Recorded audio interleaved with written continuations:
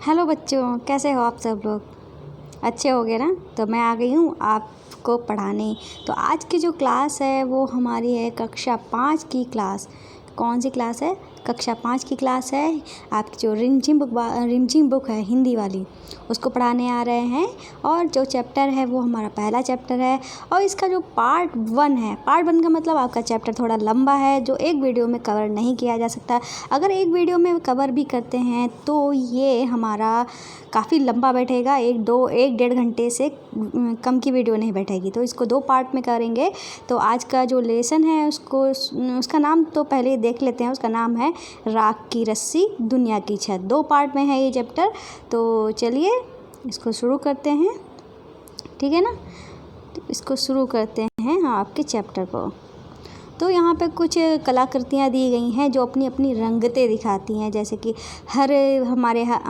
हमारा जो देश है, हमारा भारत जो देश है वो विविधता का देश है। काहे का देश है?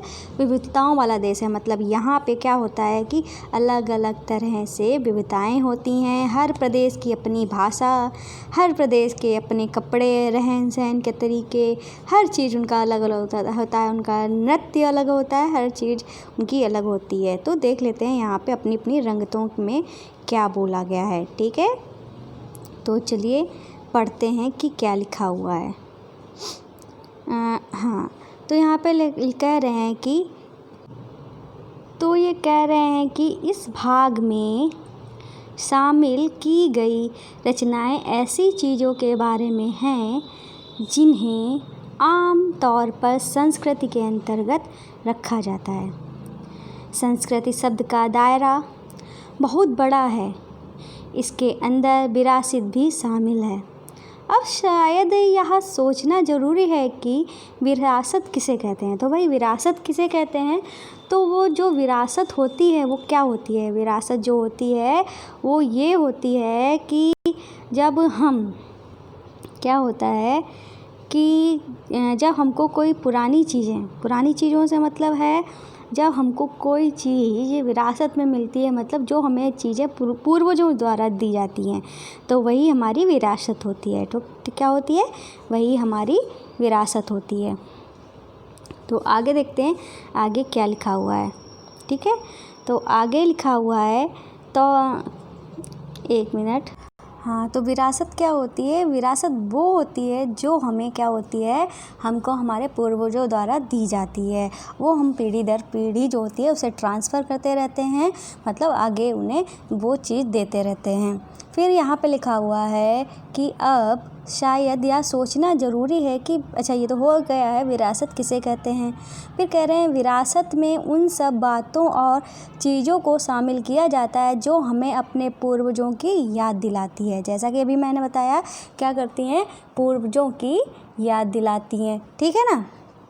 फिर आगे ये कह रहे हैं कि पुरानी इमारतें और स्मारक, चित्र और पुस्तकें, बगीचे और तालाब ऐसी चीज़ों में शामिल हैं, ठीक है? क्या क्या शामिल है विरासत में? हमें वो शामिल हैं पुरानी जो पुस्तकें होती हैं और स्मारक होते हैं, ये सब जो होते हैं हमको विरासत में ही मिले हुए हैं।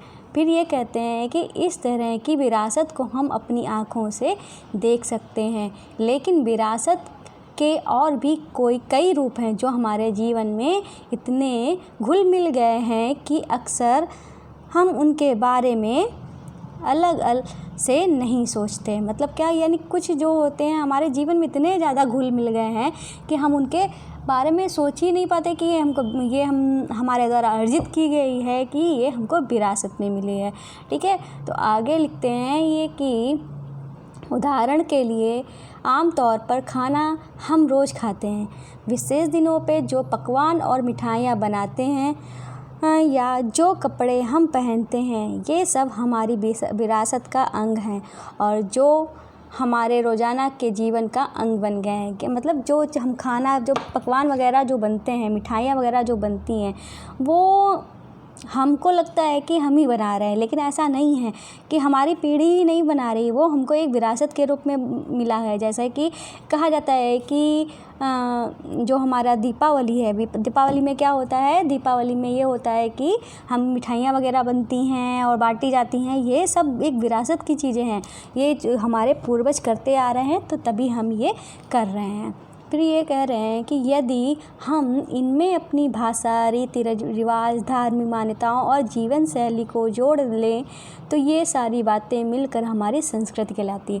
तो अगर हम इन सब बातों को, ये सब जो बातें हैं, अगर हम इनको जोड़ देते हैं तो ये जोड़कर क्या बन जाती हैं हमारी, यही जोड़कर हमारी क्या बन जाती हैं, संस्कृति बन जाती है। संस्कृति जिसे हम सभ्यता भी कहते हैं।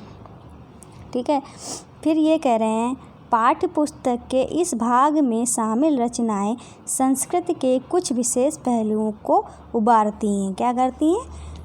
पाठ्य पुस्तक के इस भाग में शामिल रचनाएं जो होती हैं वो संस्कृत के कुछ विशेष पहलुओं को उभारती हैं। खिलौने वाला शीर्षक, कौन से वाला शीर्षक? खिलौने वाला शीर्षक। कविता कई खिलौने की याद दिलाती हैं जिनसे बच्चे खेलते रहते हैं। ठीक है। फिर ये कह रहे हैं कि कविता में जिन खिलौनों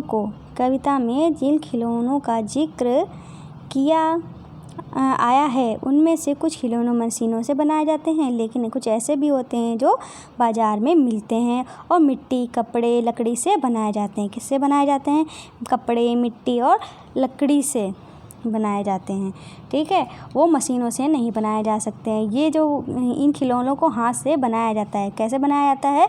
ये मिट्टी, कपड़े, खिलौने, लकड़ी वाले खिलौने होते हैं, अधिकतर इनको हाथ से बनाया जाता है।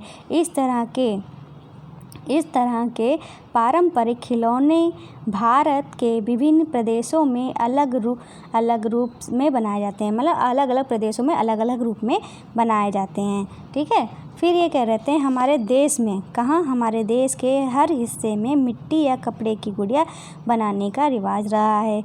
गुड़िया के कपड़े, बाल, जूते उस इलाके के जीवन शैली से मेल खाते हैं जहाँ वे बनाए जाते हैं। मतलब अगर हम राजस्थान की बात करते हैं, अगर वहाँ गुड्डे गुड़िया बनाए जाते हैं, तो क्या होता है कि वहाँ के लोग, वहाँ की जो औरतें, आदमी जो होते हैं, उनके जैसे उनका पहनावा होता है वैसे ही गुड्डा गुड़ियों को भी कपड़े पहनाए जाते हैं, जैसे कपड़ी, घूंघट और ये चुनरी वगैरह, ये सब पहनाया जाता है।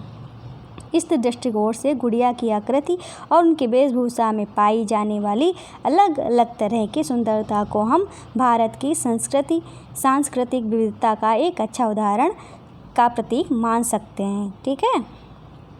आगे चलते हैं। ये आगे कहते हैं हमारे देश में ऐसे कई त्यौहार हैं जिन्हें मनाते समय खास तरह के खिलौने बनाने का रिवाज है। सावन के महीने में, किसके महीने में? सावन के महीने में मिट्टी के खिलौने, लकड़ी की चकरियाँ, लड्डू बनाए जाते हैं। लकड़ी के इन खिलौने पर लाख के रंगों की चमकदार पॉलिश होती है। मतलब यहाँ पे इस तरह के मिट्टी के खिलौने बनाए जाते हैं। भाई हमारे यहाँ उत्तर प्रदेश में क्या होता है कि जब सावन का महीना आता है, गुड़िया आती है, तब क्या करते हैं, कपड़े की गुड़िया बनाई जाती है, फिर उसे डाला जाता है, उसको कुछ किया जाता है। ठीक है ना, इस तरीके का समथिंग कुछ किया जाता है। फिर आगे चलते हैं फसलों के त्यौहार। किसके त्यौहार? फसलों के त्यौहार। शीर्षक लेख में फसलों से जुड़े उत्सवों का जिक्र किया गया है जो देश के विभिन्न प्रांतों में अलग अलग नामों से मनाए जाते हैं। ठीक है, अलग अलग नामों से ये मनाए जाते हैं। फिर ये कह रहे हैं कि ये जो त्यौहार होते हैं, ठीक है, ये जो त्यौहार हैं, ये त्यौहार भी भारत की सांस्कृतिक विविधता का सुंदर नमूना है। मतलब अलग अलग प्रांतों में अलग अलग त्यौहार मनाए जाते हैं। ये भी हमारी सांस्कृतिक विविधता, मतलब अलग अलग संस्कृति के सुंदर नमूने हैं। ठीक है, और ये मतलब अलग अलग संस्कृति को दर्शाते हैं। इस पाठ को पढ़कर यह समझा जा सकता है कि संस्कृति में कितनी सारी बातें शामिल रहती हैं। जो हमारी संस्कृति होती है उसमें कई सारी बातें जो होती हैं वो शामिल रहती हैं। फिर कह रहे हैं कि जो एक तरफ प्रकृति और भूगोल से संबंधित है तो दूसरी तरफ मनुष्य द्वारा बनाई गई सामग्री से। आगे चलते हैं तो आगे ये कहते हैं कि खाने पीने की चीज़ें और कपड़े इसलिए बनाए जाते हैं क्योंकि उनके बिना हम जी नहीं सकते। भाई खाना कपड़ा तो हमारे लिए बहुत ही ज़रूरी है, इसीलिए ये बात कह रहे हैं। फिर कह रहे हैं लेकिन ऐसी भी कई चीज़ें मनुष्य रचता है जो सीधे सीधे किसी उपयोग में नहीं आती, फिर भी हमारे जीवन में इसलिए महत्वपूर्ण हो जाती हैं क्योंकि वे सुंदर हैं। जैसे कि हम अपने घर में क्या करते हैं, डेकोरेशन वाली चीज़ें जो होती हैं वो रखते हैं। ये हमने अपने घर में सजा के रखा, वो सजा के रखा। इन चीज़ों का हमारे जीवन में तो कोई यूज नहीं है, फिर भी हम उनका निर्माण करते हैं और उनको निर्माण इसलिए करते हैं क्योंकि वो सुंदर लगती हैं। अपना हमारा घर जो होता है उनको रखने से अच्छा लगने लगता है। फिर है कि नन्हा फनकार कहानी एक ऐसे लड़के के बारे में है जो पत्थर को तराश कर उस पर घंटियाँ बनाता था। जो नन्हा फनकार जो एक कहानी है उसमें यही बताया गया है, जो पत्थर जो होता है उसको तराशता है और उस पर क्या बनाता था, घंटियाँ बनाता था। देश का कोई ऐसा क्षेत्र नहीं है जहाँ पत्थर, लकड़ी, मिट्टी, कपड़े या कागज़ की मदद से सुंदर चीज़ें न बनाई जाती हों। भारत की हस्तकला सारी दुनिया में अपनी सुंदरता के लिए मशहूर है। किस लिए मशहूर है? भारत की जो हस्तकला है किसके लिए मशहूर है? सारी दुनिया में अपनी सुंदरता के लिए मशहूर है। फिर ये कह रहे हैं कपड़े पर कढ़ाई करना ऐसा ही एक कौशल है जिसका महत्व जहाँ चाहे वहाँ रहा शीर्षक रचना में समझा जा सकता है। हमारे घर पर तकिए का गिलाफ, मेज पोश या फिर माँ की शॉल पर रंगीन धागों की कढ़ाई देखी होगी। हमने अक्सर देखा होगा कि हमारे घर के जो गिलाफ वगैरह होते हैं, मेज पोश होते हैं, उन पर यानी सुंदर सुंदर सी कढ़ाई होती है, उन पर रंगीन धागों से कढ़ाई होती है, बहुत सुंदर लगती है। उसी की बात ये कर रहे हैं। फिर कह रहे हैं बच्चों की इस कढ़ाई को बारीकी से, मैंने बच्चों से मतलब आप लोग क्या करें, ये जो कढ़ाई है इनको आप बारीकी से देखिए। बारीकी से देखेंगे तो क्या होगा, आपको उसकी सुंदरता का जो ऐसे हम देख लेते हैं नॉर्मली तो हमको कुछ नहीं पता चल जाता। अगर हम उनको बारीकी से देखेंगे तो हमको उसकी जो सुंदरता है और उसको बनाने का जो क्या कहते कला है वो हमको नज़र आएगी उसमें। फिर कहते हैं बारीकी से देखें, सुई धागा लेकर खुद ऐसी कढ़ाई करने के लिए कोशिश करें। मतलब जो उसमें कढ़ाई की गई है खुद कोशिश करेंगे तो आपको समझ में आ गया होगा कि ये कितनी मेहनत से बनाई गई है। गुड़िया, मिठाई, त्योहार की तरह की कढ़ाई की सैकड़ों शैलियाँ हमारे देश में अलग अलग हिस्सों में पाई जाती हैं। संस्कृत का ही एक और रूप पुरानी कहानियों में अभिव्यक्त करता है। मतलब संस्कृति जो पुरानी कहानियाँ जो होती हैं वो हमारी संस्कृति की यादें लाती हैं। कहानियों में क्या होता है कि हमारी संस्कृति की बातें होती हैं।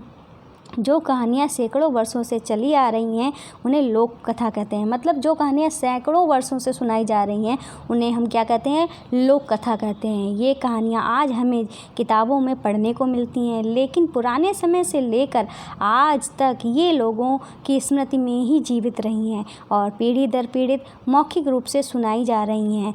दुनिया के हर समाज में लोक कथाएँ सुनाई जाती हैं। ठीक है, कहाँ सुनाई जाती हैं? हर समाज में लोक कथाएँ जो होती हैं वो सुनाई जाती हैं।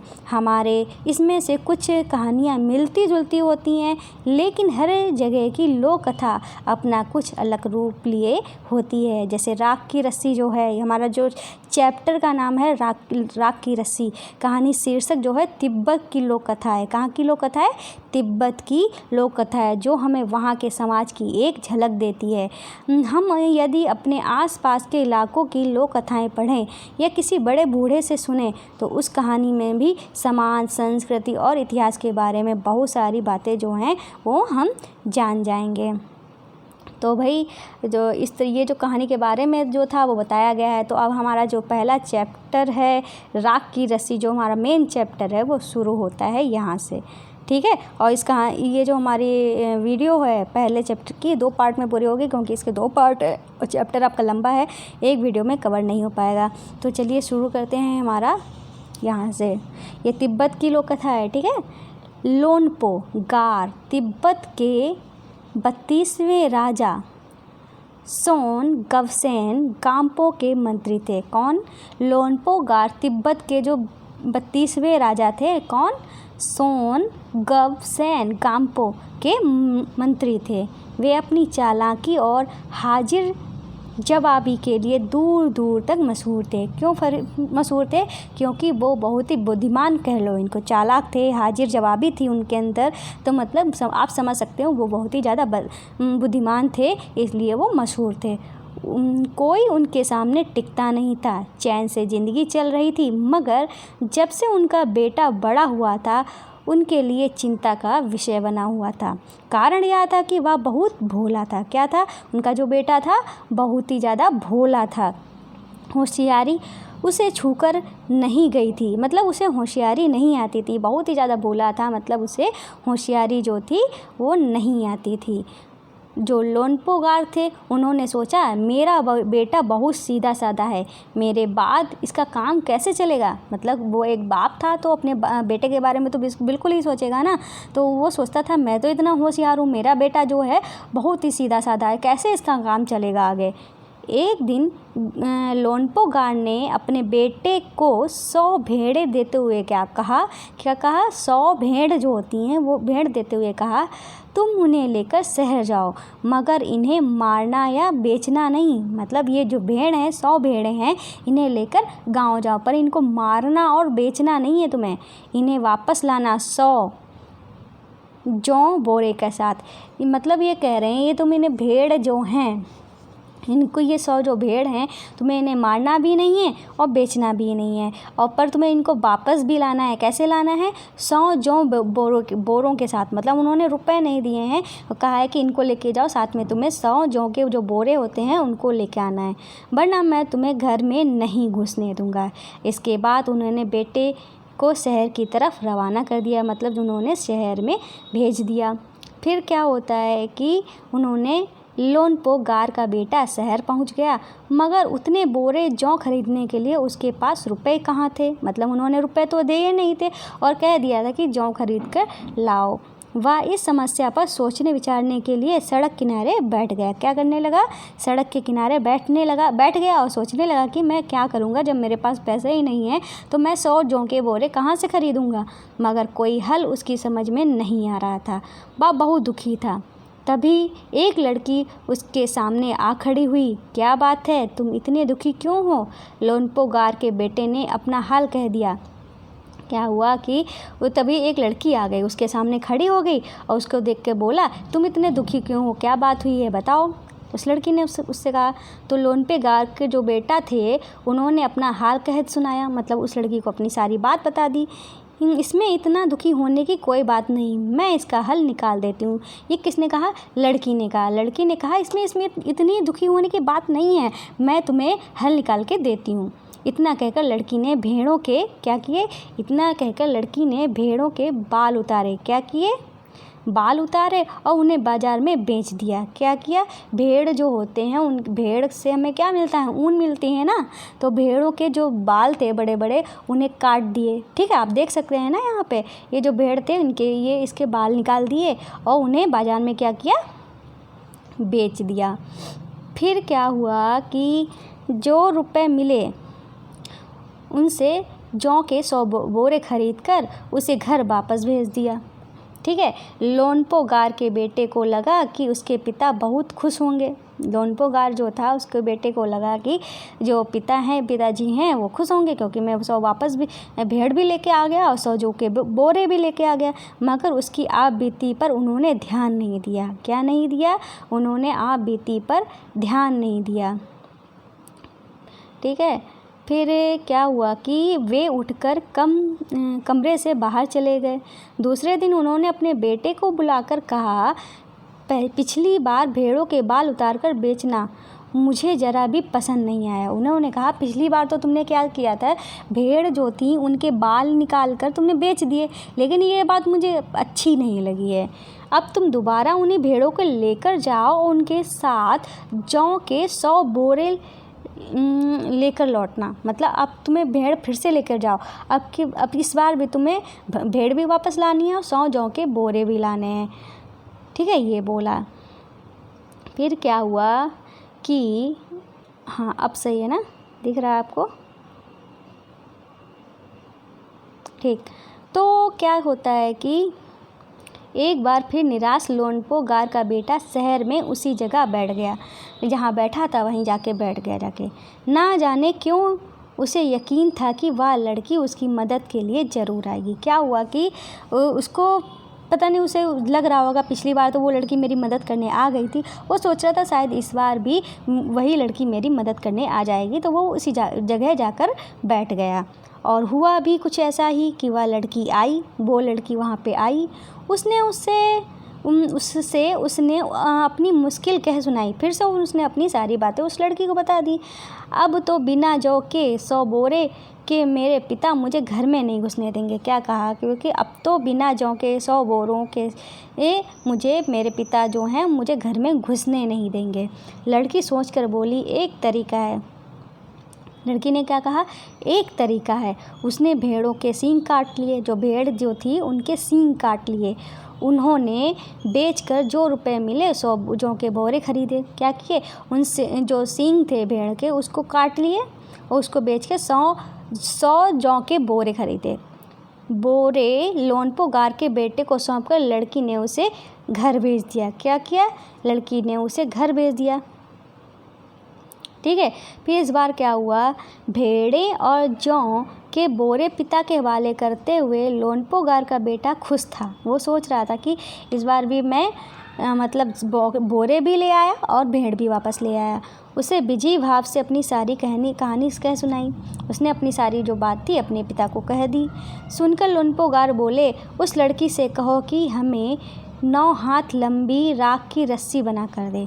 उन्होंने कहा कि उस लड़की से कहना, फिर से जाओ और उस लड़की से कहना कि 9 हाथ लंबी राख की रस्सी बना कर दें। उसके बेटे ने लड़की के पास जाकर पिता का संदेश दोहरा दिया, मतलब बोल दिया संदेश जो उसके पिता ने बोला। लड़की ने एक शर्त रखी कि मैं रस्सी बना तो दूंगी मगर तुम्हारे पिता को वह गले में पहननी होगी। क्या करनी होगी? जो 9 हाथ लंबी राख की रस्सी थी वो उसके पिता को अपने हाथ में पहननी होगी। लोनपो गार ने सोचा कि ऐसी रस्सी बनाना ही असंभव है, इसलिए लड़की की शर्त जो थी उन्होंने मंजूर कर ली। अगले दिन लड़की ने 9 हाथ की रस्सी ली। क्या की? 9 हाथ लंबी रस्सी ली। उस पत्थर के सिल पर रखा। उस जो रस्सी थी उसे कहाँ पे रखा? पत्थर के सिल पे रखा। पत्थर का सिल का मतलब क्या होता है?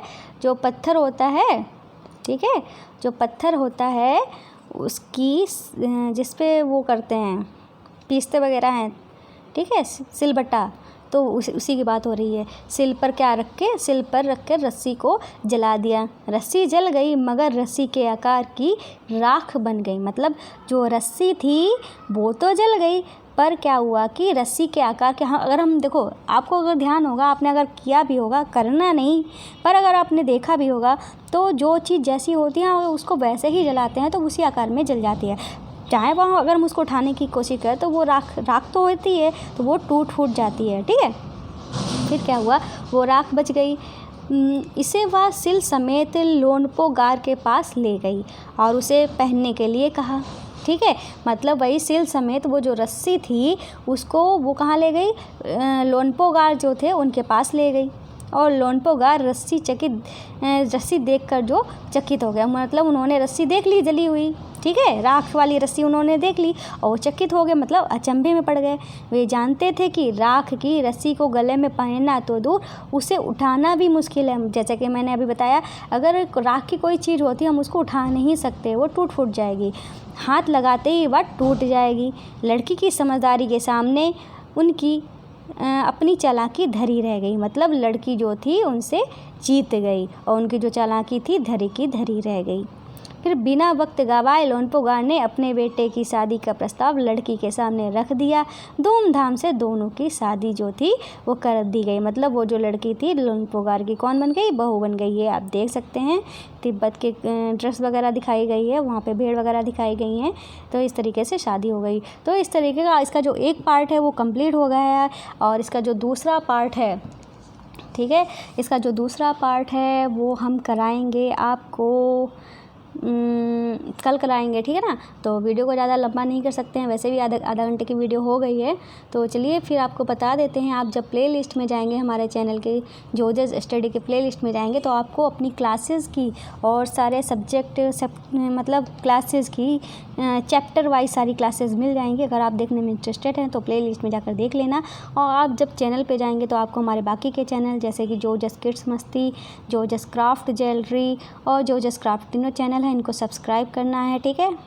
तो हमारा जो पहला चैनल है जोजस किड्स मस्ती, उसमें बच्चों की वीडियोज़ हैं। बच्चे जो होते हैं, बच्चों को कैसे क्या सिखाया जाए, उन्हें क्ले से और अल्फ़ाबेट कैसे सिखाई जाए, ड्राइंग कैसे सिखाई जाए, ये सब बातें उन्हें अगर आपके घर में बच्चे हैं तो हम उनको दिखा सकते हो ये वीडियो। और ये हमारी दूसरी वीडियो हो, जब आप इंटरेस्टेड हों, क्रिएटिव हैं आप, तो आपके लिए देखना बहुत ज़रूरी है। और ये आप घर बैठे प्यारी प्यारी ज्वेलरी अपने हाथों से बहुत ही सिंपल तरीके से बहुत ही कम टाइम में बना सकते हो, जिसे आप कहीं भी पहन के भी जा सकते हो, ठीक है। तो ये है। और हमारा जो तीसरा चैनल है उसमें घर के बेकार चीज़ें जो होती हैं, जैसे शादी के कार्ड हुए, नैपकिन हुए, उन्हें आप यूज़ करके घर के डेकोरेशन की चीज़ें जो होती हैं वो बना सकते हो, ठीक है ना। तो इस तरीके से आपको हमारे सारे चैनल को सब्सक्राइब करना है। तो अगर अब बात हुई हमारी गुरु दक्षिणा की, तो गुरु दक्षिणा में बस इतना ही कि हम आपसे एक भी पैसा तो नहीं ले रहे हैं, पर आपको एक काम करना होगा, हमारे चैनल को सब्सक्राइब करना होगा और बेल आइकन को हिट करना इसलिए ज़रूरी है क्योंकि जब भी आपकी क्लासेज जो हैं अपलोड होंगी आपको तुरंत पता चल जाएगा, आपको ढूंढना नहीं पड़ेगा। और हमारी वीडियो पसंद आई हो तो प्लीज़ लाइक करिएगा और ज़्यादा से ज़्यादा शेयर करिएगा। तो गुरु दक्षिणा बिल्कुल देना भी ना भूलिएगा। तो इसमें किसी तरह का कोई पैसा नहीं लग रहा है, बस सब्सक्राइब करना है, कोई भी पैसा नहीं आपका लगेगा। तो आज की वीडियो में बस इतना ही, मिलते हैं नेक्स्ट वीडियो में, तब तक के लिए बाय बाय।